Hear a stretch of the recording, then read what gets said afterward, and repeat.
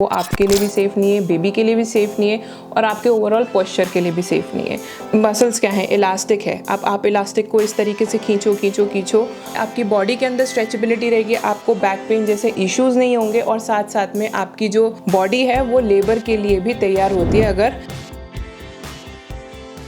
Hi guys, welcome back to my channel. मैं हूं आपकी दोस्त गरिमा और आज मैं लेकर आई हूं आपके लिए बहुत ही ज़्यादा यूज़फुल और इन्फॉर्मेटिव वीडियो। आज इस वीडियो में हम जानेंगे कि प्रेगनेंसी के ड्यूरेशन में बैक पेन क्यों होता है। बहुत ही कॉमन इशू है, तो आज हम इसमें जानेंगे कि क्या क्या उसके कारण हैं, क्या रीजंस हैं जिनकी वजह से हमें बैक पेन होता है, क्या हम ऐसा ट्रीटमेंट ले सकते हैं या फिर हम घर पे कुछ ऐसी चीज़ें कर सकते हैं जिससे कि हमें बैक पेन में रिलीफ मिले, एंड कब हमें डॉक्टर को दिखाना चाहिए, कंसल्ट करना चाहिए, या फिर हमारे लिए जब बैक पेन बिल्कुल ही मुश्किल हो गया हो, तब हम झेलना भी मुश्किल हो गया हो, उसको बेयर करना मुश्किल हो जाए, तो कब उस कंडीशन में हमें डॉक्टर से कंसल्ट करना चाहिए। So without wasting any time, let's get started.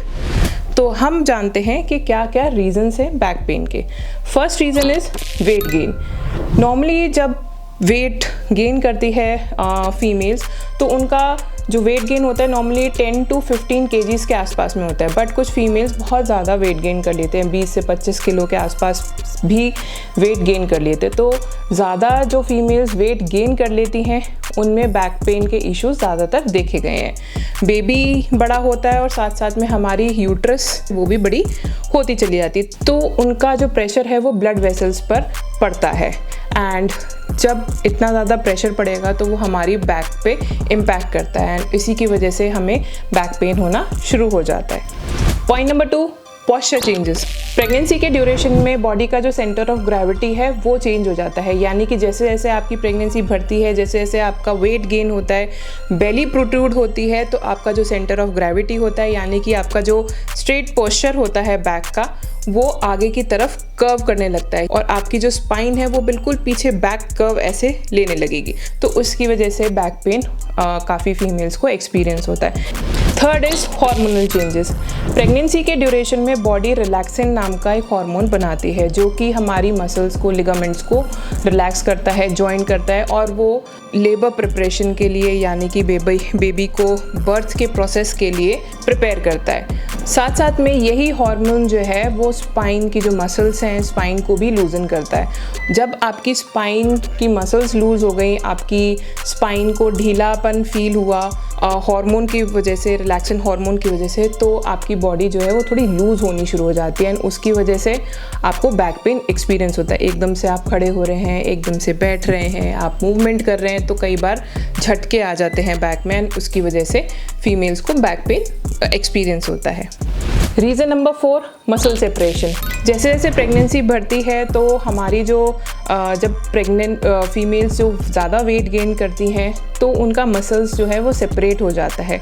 वो मसल्स पैरेलल 2 शीट की तरीके से चलती हैं जो कि आपकी रिब से लेकर और पेल्विक एरिया तक रन करती है।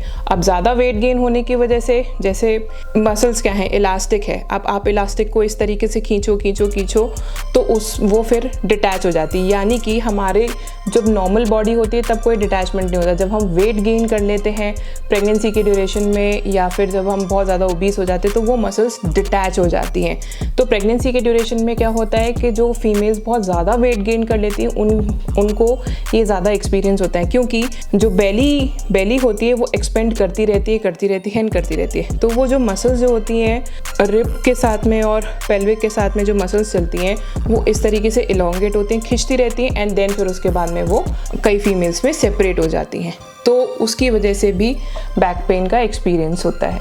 यूजुअली जब हमारी यूट्रस एक्सपैंड होती है तो पैरेलल शीट्स चलती हैं मसल्स की, उन मसल्स को हम कहते हैं रेक्टस एब्डोमिनस मसल्स।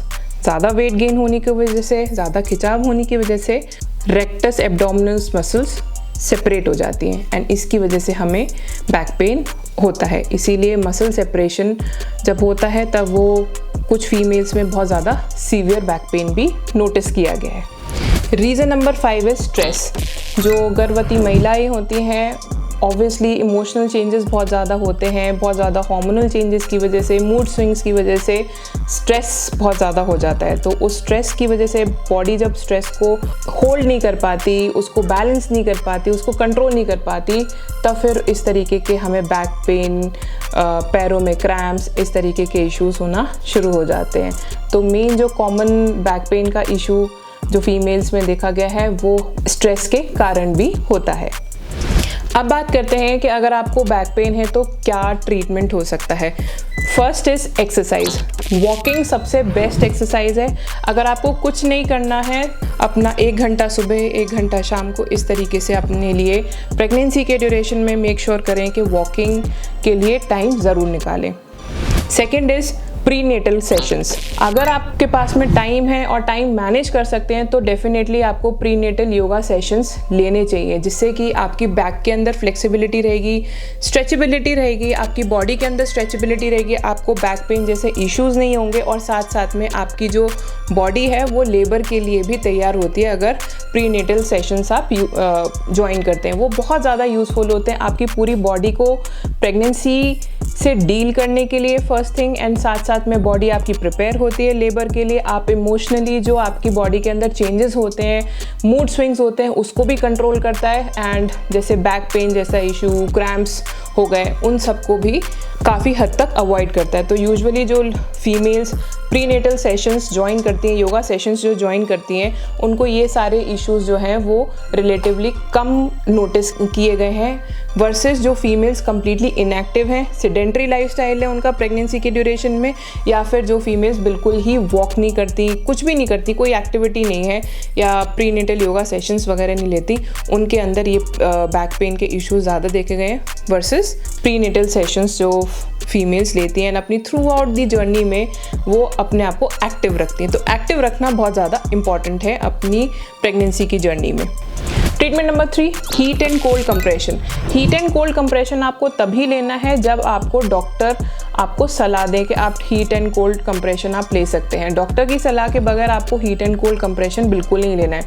अगर आप हल्का बैक पेन एक्सपीरियंस कर रहे हैं तो कुछ नहीं करना, आपको बिल्कुल सीधा लेट जाना है एंड प्रॉपरली रेस्ट करना है। रेस्ट करना बहुत ज़्यादा इंपॉर्टेंट है। अगर आपको थोड़ा ज़्यादा बैक पेन हो रहा है तो कोल्ड कंप्रेशन यानी कि या तो आइस, अगर आपके पास में आइस है, आइस पैक आप यूज़ कर सकते हैं, नहीं तो आप आइस को लेके किसी अच्छे से कपड़े में रैप करके आप अपने आप को कोल्ड कंप्रेस कर सकते हैं थोड़ी देर के लिए, 15 से 20 मिनट के लिए, इससे ज़्यादा नहीं, कुछ दिन के लिए, देन फिर उसके बाद में आप उसको स्टॉप कर सकते हैं। बट ये सारी चीज़ें आपको हीट एंड कोल्ड कंप्रेशन आपको डॉक्टर की इन्फॉर्म करने के बाद में, डॉक्टर की सलाह लेने के बाद में ही करना है।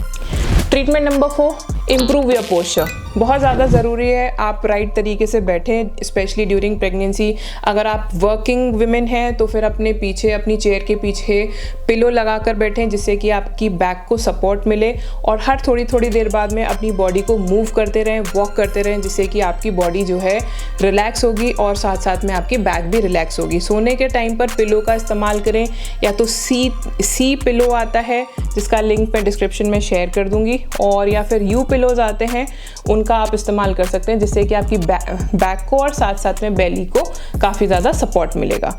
और अगर आप जब भी सोएं तो घुटनों के नीचे अपना पिलो थोड़ी देर के लिए लगाकर रेस्ट कर सकते हैं। अगर आप बैठे हुए हैं बेड पे तो भी आप पिलो लगाकर नीचे बैठ सकते हैं, जिससे कि आपकी बैक पर कंप्लीटली प्रेशर नहीं पड़ेगा। Treatment number 5, stretch regularly. Stretching is very important. मैंने बार बार हमेशा अपनी सारी वीडियोस में यही बोला है, स्पेशली प्रेग्नेंट लेडीज़ को, जब तक आपकी नॉर्मल प्रेगनेंसी है, सारा सब कुछ ठीक है, कोई दिक्कत नहीं है, डॉक्टर ने आपको बेड रेस्ट के लिए बिल्कुल नहीं बोला है, तो प्लीज़ अननेसेसरी बेड रेस्ट नहीं लीजिए। प्रेगनेंसी कोई बीमारी नहीं है। प्रीनेटल योगा, अगर आप ये सारी चीज़ें नहीं करते तो एटलीस्ट अपने आप ही थोड़ा थोड़ा हैंड को स्ट्रेच कर लिया, हल्का सा इस तरीके से मूवमेंट कर लिया बैक का, और वॉक कर लिया। ये सारी चीज़ें आपको बहुत ज़्यादा हेल्प करेंगी और आपको बैक पेन भी एक्सपीरियंस नहीं होगा। तो स्ट्रेचिंग इज़ वेरी इंपॉर्टेंट और आप उसको रेगुलर बेसिस पे ज़रूर करें। Point number 6, counselling. जैसा कि मैंने आपको एक मेजर रीज़न बताया बैक पेन का, दैट इज़ स्ट्रेस। स्ट्रेस की वजह से हमें बैक पेन भी होता है तो आप या तो काउंसलर से बात कर सकते हैं या फिर क्लोज्ड अपने किसी फ्रेंड से बात कर सकते हैं जो कि आपको इमोशनली भी सपोर्ट कर सके, ड्यूरिंग मूड स्विंग्स भी आपको उस तरीके से आप अपनी बातें शेयर कर सके, आप क्या फील करें, तो उससे आपको थोड़ा सा रिलीफ मिलेगा। कुछ इंपॉर्टेंट टिप्स जो मैं आपको प्रेगनेंसी की ड्यूरेशन में देना चाहती हूँ जिससे कि आप बैक पेन एक्सपीरियंस ना करें। जब कभी भी सपोज अगर कोई चीज़ नीचे गिर गई है तो अगर नीचे चीज़ को आपको उठाना है तो अपने लेग्स को फोल्ड करके पैरों के बीच में इनफ गैप दे के उठाएं चीज़ों को जिससे कि आपको बैक पेन एक्सपीरियंस ना हो। टिप नंबर 2, अपनी बैक के सपोर्ट पर बिल्कुल ना सोएं, यानी कि कुछ फीमेल्स को आदत होती है सीधे लेटने की। बैक का सपोर्ट लेके यानी कि ऑन योर बैक आप बिल्कुल ना सोएं, आप स्ट्रेट बिल्कुल नहीं सोएं रात में अगर या कभी भी आप सोते हैं। थोड़ी बहुत देर के लिए चलता है बट पूरी रात कुछ फीमेल्स का देखा गया है कि वो सीधे सोती है तो वो बैक पेन को ज़्यादा ट्रिगर करता है। तो आप करवटें बदल के सोएं, वो आपके लिए ज़्यादा ईजी और लाभदायक है।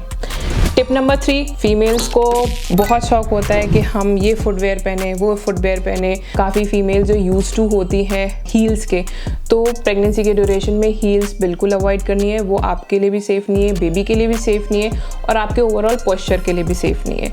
तो हील्स को अवॉइड करें। जो कंफर्टेबल कम्फी शूज़ होते हैं, स्निकर्स होते हैं, क्रॉक्स होते हैं, आप वो सारी चीज़ें आप पहन सकते हैं। कंफर्टेबल क्लोथ्स पहने, कंफर्टेबल शूज़ पहने, फुटवेयर्स पहने जिससे कि आपका जो बॉडी पोस्चर है वो अननेसेसरी आपकी जो सेंटर ऑफ ग्रेविटी है वो ख़राब ना हो, आपका पोस्चर ख़राब ना हो और आपको बैक पेन भी ट्रिगर नहीं होगा। अब बात करते हैं कि डॉक्टर को कब हमें जाके कंसल्ट करना चाहिए।